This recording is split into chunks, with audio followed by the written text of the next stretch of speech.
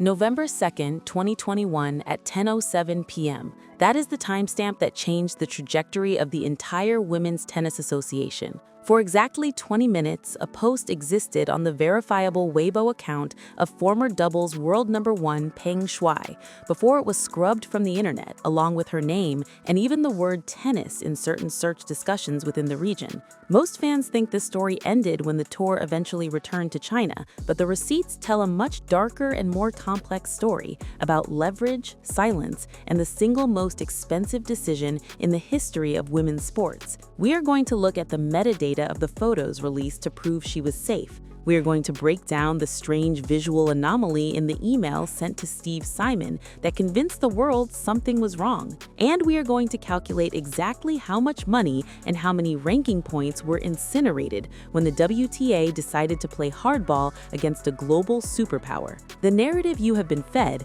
is that a player spoke out, disappeared, and then reappeared at a youth tennis event, smiling and waving, and everything went back to normal. That is not what the data shows. When you look at the timeline of the International Olympic Committee's intervention versus the WTA's demands, you see a split in the sport that we are still feeling today. This wasn't just a human rights issue, it was a battle for the financial soul of the sport. We need to go back to the moment the screen went black. The post itself was personal and detailed allegations against a former high-ranking political figure. But the immediate aftermath wasn't just censorship, it was a total digital blackout. For weeks, no one could reach Peng Shuai, not her friends, not her fellow players, and not the chairman of the WTA. This is where the detective work begins. The first piece of evidence that shattered the illusion of normalcy was an email. On November 17th, Chinese state media released a screenshot of an email allegedly written by Peng Shuai to Steve Simon,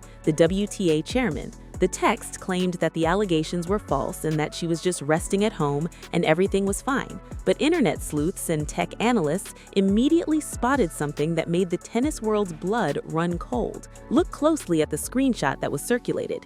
In the middle of the text, there was a visible typing cursor, a vertical line that appears when you are actively editing a document. This suggests that the screenshot was not of a sent email, but of a draft being written or edited on a screen by the person who took the screenshot. It was a massive, unforced error in the narrative construction. It did not quell the concerns, it poured gasoline on them. If Peng Shuai had sent the email herself, why would the screenshot released by a third-party media outlet show an editing cursor? It implied that the text was being crafted by someone else, or that the device was not in her control. This was the smoking gun that turned a concern into a crisis. Now we have to talk about the money, because in professional tennis, you cannot separate the politics from the prize pool. To understand the magnitude of what happened next, you have to look at the WTA's balance sheet. In 2018, the WTA signed a 10-year deal to move its season-ending finals to Shenzhen. This was not just another tournament, it was the largest deal in the history of women's sports. The prize money was $14 million. The winner of that tournament would take home more money than the winner of the US Open or Wimbledon. It was a massive injection of capital that was supposed to secure the tour's future for a decade. Ash Barty won the first edition and took home the largest paycheck in tennis history. When Peng Shuai disappeared, Steve Simon did something that almost no modern sports commissioner has ever done. He put the money on the line. He threatened to pull the entire tour out of China if verifiable proof of Peng Shuai's safety and a full investigation were not provided. This is where the ranking math gets chaotic. When the WTA followed through and suspended the China swing, they weren't just canceling a few events. They were wiping out the most lucrative part of the calendar. The Asian swing is where players accumulate a massive chunk of points and money to qualify for the year-end championships. Without the China Open and without the Wuhan Open, the structure of the season collapsed. Players like Arabina Sabalenka and Iga Swiatek,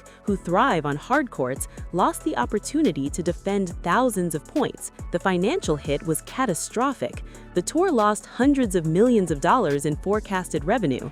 We saw the prize money at the WTA finals drop significantly when the event had to be relocated to Guadalajara and later to Fort Worth and Cancun. The instability we see in the tour today, with last-minute venue announcements and player complaints about conditions, can be traced directly back to the vacuum left by the suspension of the Shenzhen deal. The players paid for this moral stand with their own paychecks. Let's look at the countermove. While the WTA was demanding a private line of communication, the International Olympic Committee took a different route. They released a video call with Peng Shuai. In the video, she appeared to be safe in her home, surrounded by stuffed animals. But the tennis world noticed the framing.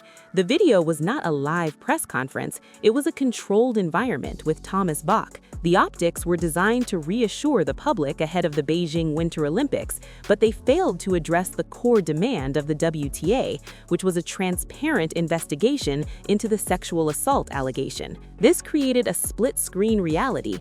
On one side, you had the WTA claiming they still couldn't speak to her freely without monitoring. On the other side, you had the IOC claiming the matter was resolved. It was a lob versus a smash. The IOC wanted the problem to go away to protect the games. The WTA was willing to burn its biggest asset to protect its player. The timeline of the reappearance is also filled with data points that look like a coordinated campaign. After the hashtag #WhereIsPengShuai went viral globally, promoted by legends like Serena Williams and Novak Djokovic, we suddenly saw a flurry of content. We saw videos of Peng Shuai at a restaurant, we saw her at a youth tennis tournament. But look at the audio in the restaurant video.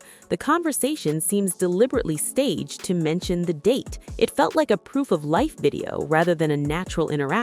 The visual language was too clean. It was too perfectly timed to counter the growing international pressure. It was a defensive lob that landed just inside the baseline, but didn't convince the umpire. The skepticism from the tennis community remained high because the one thing that was missing was a direct, unmonitored conversation with the WTA leadership. We also have to analyze the locker room impact. For months, players were asked about this in every press conference. It became a psychological weight on the tour.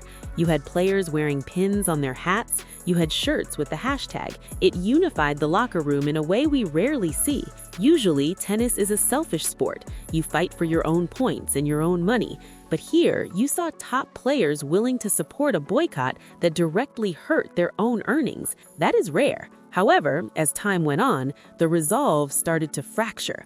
The financial reality of the missing China swing started to bite. The tour was bleeding cash. The return to China eventually became inevitable, not because the questions were answered, but because the business model was unsustainable without it. When the WTA finally announced the return to China in 2023, they admitted that the situation had not been resolved to their satisfaction. They stated that the boycott had not achieved its goals, and that continuing it would only hurt the current generation of players. This was a defeat. It was an admission that even a billion-dollar sports organization cannot force a global geopolitical superpower to blink. The return was quiet. There were no big investigations announced. The receipts were filed away. But the scar tissue remains on the ranking system and the trust within the organization. The players learned that the tour would fight for them, but only up to a point where the bankruptcy of the organization becomes a risk. Let's dig deeper into the H2H, or head-to-head, of the WTA versus the system. The WTA is unique because it was founded by Billy King on the principles of equality and player power. That DNA is why they stood up in the first place. No other sports league stood with them. The ATP released statements but didn't pull their events. The ITF remained cautious. The WTA was out on an island. This isolation is crucial to understanding why the strategy ultimately had to change. You cannot win a doubles match when your partner stays on the bench. The lack of unified pressure from other major sports bodies meant that the pressure on the host nation was significant but manageable. They just had to wait out the clock. And in tennis, time violations eventually cost you the point. The visual evidence of the new Peng Shuai appearances also tells a story of containment. In every video, she is surrounded. She is never alone. She is never holding the camera herself. This is a stark contrast to the independent, fierce competitor we saw on the doubles court. Peng Shuai was known for her two-handed ground strokes on both sides. She was a fighter. The person we saw in the released videos was passive. It was a complete character shift that suggested coercion to anyone who has studied body language or player psychology. It was like watching a player tank a set. You know they're on the court physically, but their spirit is not engaging with the ball. There is also the forgotten element of the deleted post itself. It wasn't just an accusation, it was a cry of confusing emotion. It spoke of a complicated relationship. It wasn't a black and white legal filing, it was a raw human expression, and that humanity is what was stripped away by the censorship.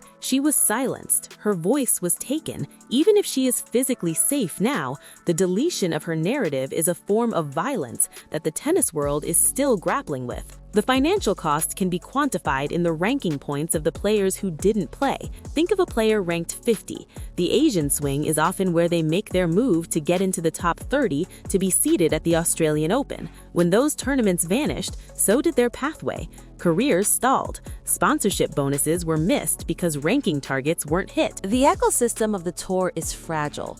Removing the China pillar caused a structural wobble that allowed other entities like Saudi Arabia to step in and offer new funding. The move to Riyadh for the WTA finals is a direct downstream consequence of the financial hole left by the Peng Shuai stand. The tour needed money.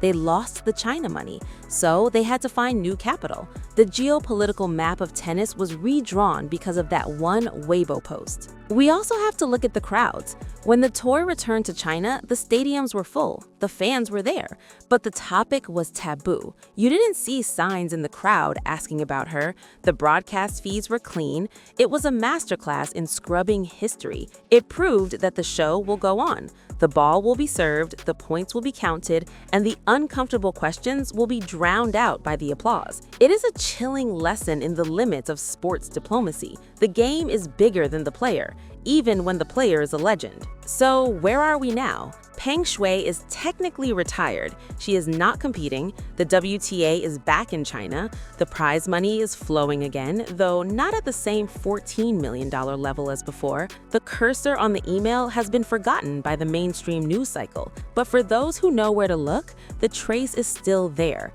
It is like a ball mark on clay that the umpire refused to check. We know it was out, we saw it was out, but the match continued anyway. The legacy of this incident isn't just about one player. It is about the realization that the rulebook only applies inside the white lines. Outside the court, there are no referees, and the player with the most power always holds serve. The next time you watch a match from Beijing or Wuhan and you see the camera pan to the smiling dignitaries in the VIP box, remember what isn't being shown. Remember the 20 minutes on November 2nd. Remember the email with the cursor.